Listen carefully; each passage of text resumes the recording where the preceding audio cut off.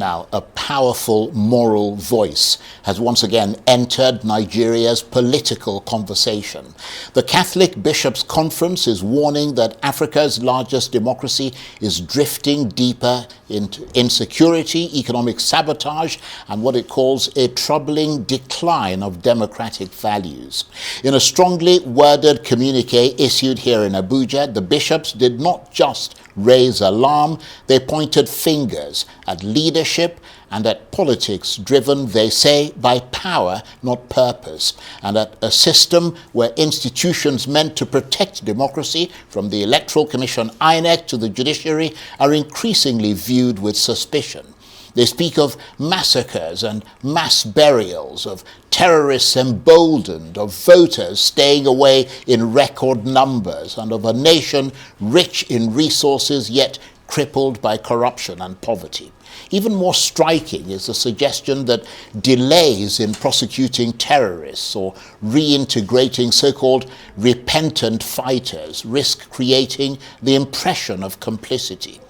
The message to President Tinubu is clear: act decisively and act now. So, are these concerns justified or overstated? Is Nigeria truly at a tipping point? Well, for more on this, I'm joined now in the studio by a leading member of the Catholic Bishops' Conference of Nigeria, John Cardinal Onaiyekan, Archbishop Emeritus of the Catholic Diocese of Abuja. John Cardinal, thank you very much indeed for coming in. Thank you very much, Charles, for a very brilliant summary of our communique. I'm just wondering what is left for me to say. Well, to be quite honest, I simply followed your communique. Yes.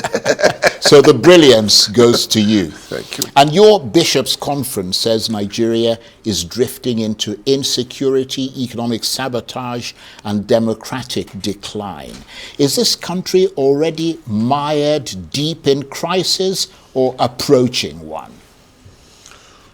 Before I answer that question, permit me to remind our viewers, and I hope also remind those in power who may be still listening to us, that this communique is not a political statement. It's a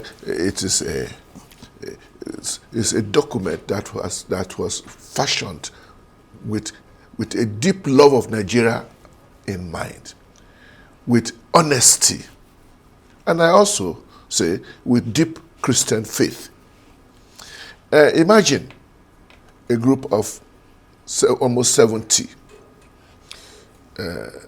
prelates from different parts of Nigeria and different ethnic nationalities who come together and are able to endorse this kind of communique. And I believe that we believe that we are reflecting what is actually people are saying on the ground. Because bishops are on ground. I like to say we represent the people in what we say more than what's happening in the National Assembly, which is supposed to represent the people. Well, that's part of our major problem, that we're no longer sure that our representatives in the National Assembly represent us, both in the priorities they set, in the decisions they take. And so, why I'm stressing this is so that government should not look at what we are saying as the rantings of some political organizations. We have no intention of taking over government. Not at all. So, if anything is driving us, it is purely the love of our nation. And we have what we consider like a prophetic role, namely to speak truth to power. We don't speak carelessly. We don't speak carelessly, but we are not afraid to say to voice out the truth in clear terms. Not to put down anyone, but to let people know this is what is facing us. I've been in this country now for 82 years. 60 of them I was quite aware of what is happening. And I'm not the only one. who is feeling that this is not the country we lived in before. Not that, when we say not the country we lived in before, this country is worse than it was before on many aspects. Of course, there are areas where they will be where we seem to see indices of progress and so on. But there are other areas too where we really are very sad. And I'm particularly sad in the area of the political institutions, right? Elections. We studied the data of INEC, and from 1999 until now, every election, voter apathy was going worse and worse and worse, and we interpreted that to mean people have no longer trust in the election. Well, let's take all these things systematically, yes. Because what you're saying, and I'm glad you put that disclaimer at the top, because a lot of people are very quick to, give interpretations that undermine the reality that you're essentially trying to bring, the people and the government into. Nevertheless, you said this is not a political statement, which is understandable. But your communique blames bad leadership and what it called a distorted understanding of politics. Yes. Tell us more about what you and your fellow bishops believe has gone wrong at the highest levels of governance. It did not happen in one day. And obviously it did not happen because of Tinubu. It's cumulative. This deterioration has been going on. Like I mentioned, if you take the index of the number of Nigerians who come out to vote, we find that they are less and less and less. The last election, 23% of registered voters showed up. Surely. You mean the last general election? The last general election, 2023. Right. That's what we are told from the INEC data. Which means whoever emerges as winner has been elected by a very small minority of Nigerians. What kind of democracy is that? And I think those in power ought to understand, therefore, that we have to face how do we make sure that election begins to be acceptable by the people, popular by the people that will want to leave their home and go and vote on election. And do you believe that the reason why there's such voter apathy is because of a loss of faith in the system? Well, certainly, first of all, some of the people were not even allowed to vote. There was a lot of there was quite a lot of manipulations. I still remember many young people making pilgrimages to the INEC offices for many, many days to collect this famous voters card, and were not able to get it. They go to they come and they find, they show up in a big house, in a big room full of PVCs, full of voters cards, and they can't find your own. So many people were disenfranchised simply because of that. And then there were those who just felt there's no point going, because even if we vote, they are not going to count our votes. And I think it is not good for us. If we do not want democracy, maybe we should say it plump and clear and say, look, this system doesn't work for us. Let us look for another system. There are other systems. There are other ways of running government. Our tradition had other ways, and there are places where government is run by a family. Is that what we want to do? If we say we want democracy, we should be sincere about it. I think a lot of people would agree with you that when voter turnout becomes so worryingly low that democracy starts to lose legitimacy, basically, at that level. But the bishops speak of senseless massacres, your communique, and communities living in fear, even as you raise questions about whether the government is truly in control of the security situation in this country. And you suggest that there's a perception of complicity when terrorists are not prosecuted or are reintegrated. So in your assessments, the government is either complicit or soft on terror. Before I come to terror, permit me to go back a little bit to your last point you raised about the value, the quality, legitimacy, the quality of elections. Right. One would have expected that the National Assembly would be as anxious as at least we bishops are, and as anxious as the rest of Nigerians are, for a review of the electoral law. But we don't seem to see that. Why do you think that's the case? Well, your guess is as good as mine, but I don't want to impute any bad feelings on them. But it obviously seems they seem to be happy with the status quo. Well, they would argue that they've actually moved the electoral laws forward, that they've added things that weren't there in the past, and improved on it. But not enough. If you read our communique, you will notice the areas we referred to.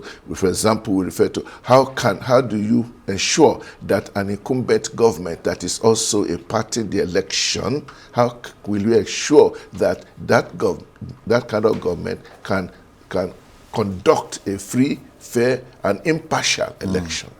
It is not rock science. Other countries have managed it. It also, that is where we are saying that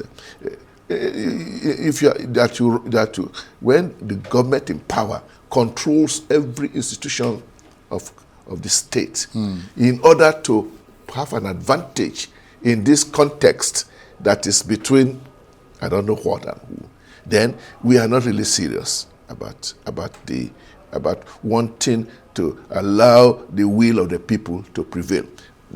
We come to the most serious issue you raised. Well, they're both serious. Yeah, they are both so serious. The other serious issue. For a long time, but when I mean a long time now, for the past 3 years, we keep hearing government telling us that they are on top of the situation in this. But what we see doesn't reflect it. And it's interesting and amazing when we once went to the villa to speak, and the President Tinubu, we thank him, he gave us audience. And we raised the issue about insecurity on the road. And to our surprise, the National Security Advisor started talking.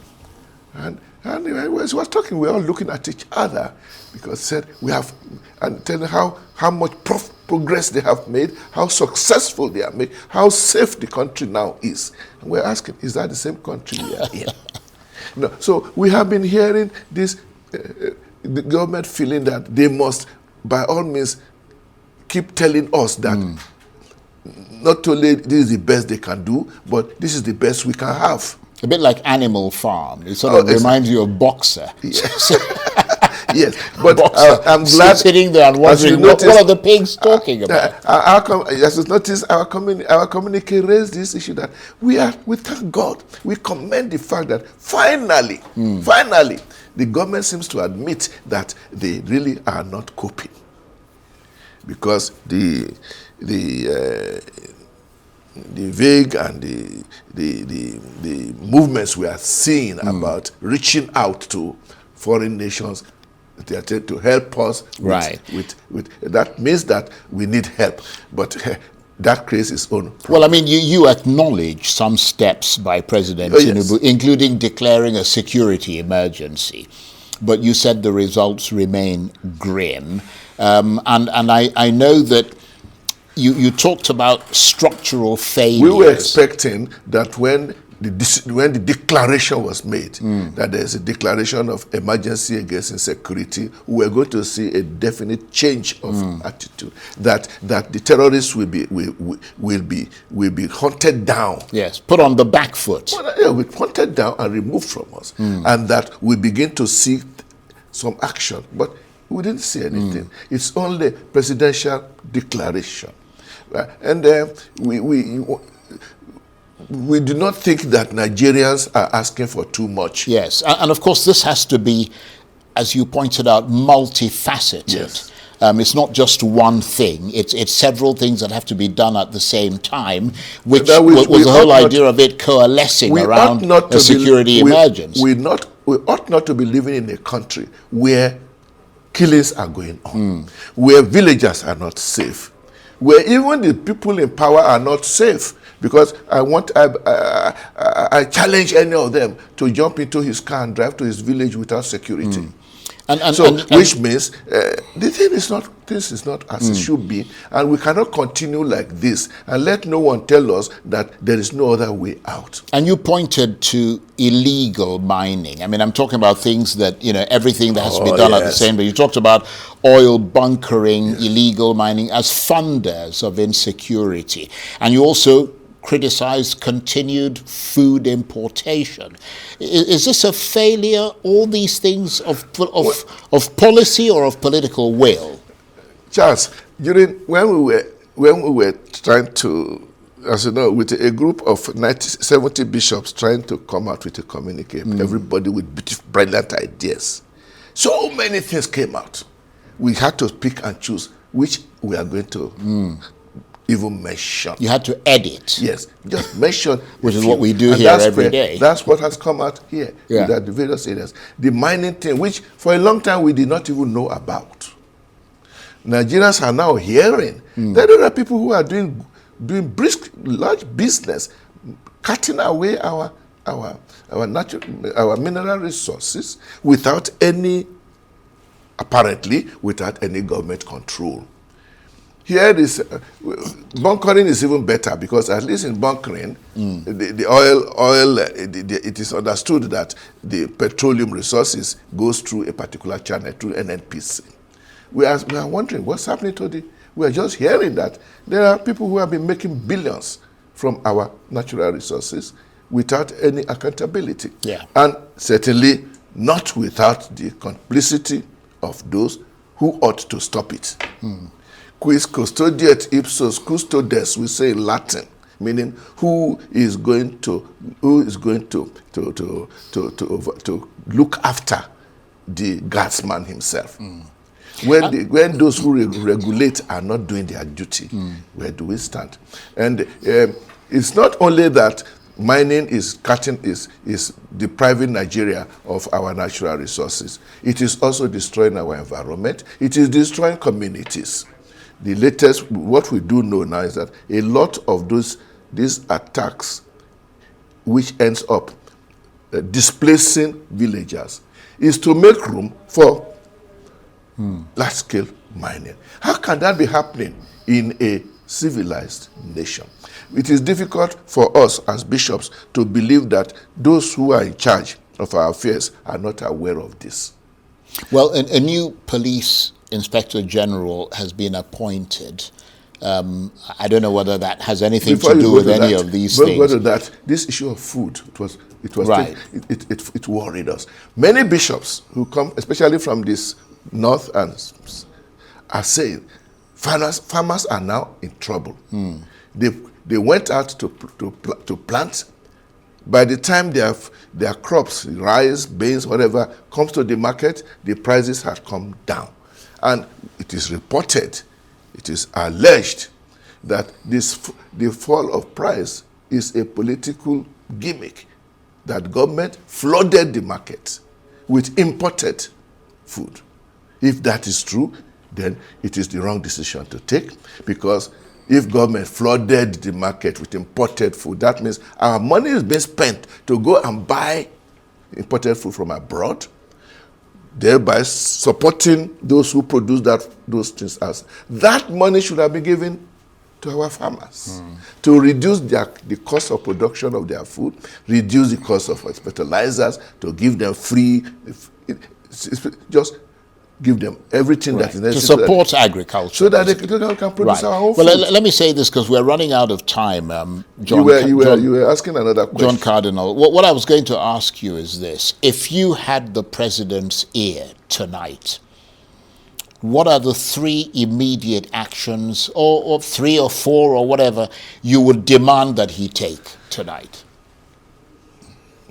One would need to mention things that are he should be able to do that are feasible. And of course, for most Nigerians, the major problem in Nigeria now is security. Yeah. Yes, and that he should do whatever it takes to make Nigerians safe. Second point, major point, which is linked to security also, is corruption. And you cannot completely eliminate corruption. The corruption is all over the place in the world, but Nigeria is different. It seems like corruption thrives in other countries. People who want to be corrupt have to be careful because they can be caught. And when they are caught, they pay for it.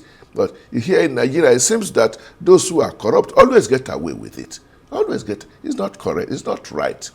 And of course, the third element is our own peaceful relationship among ourselves. In my own opinion, that is even the greatest thing, to help Nigerians to begin to get past religion, ethnicity, and all the rest of it. There have been too much polarization. Yes, I would agree with you. First, it was because of politics, because by this very nature, politicians want to say we are better than the other group, and so the nation was split among. Now, later on, religion has become more problematic now than it was 20 years ago, and we need to really face it. And I have the strong conviction that the vast majority of Nigerians, Christians and Muslims, want nothing more but to live together in peace. There are those fringe groups that have their own ideas. Thank God, those ideas are not shared by all of us. We should be able to deal with them. We should be able to deal with them, and deal with them, I wanted to use the word ruthlessly. Let me say, deal with them decisively. I'm informed, and I'm informed that even in the most Islamic countries, Saudi Arabia does not give free rein to Islamic extremists to do whatever they like. The slightest case, they stop them.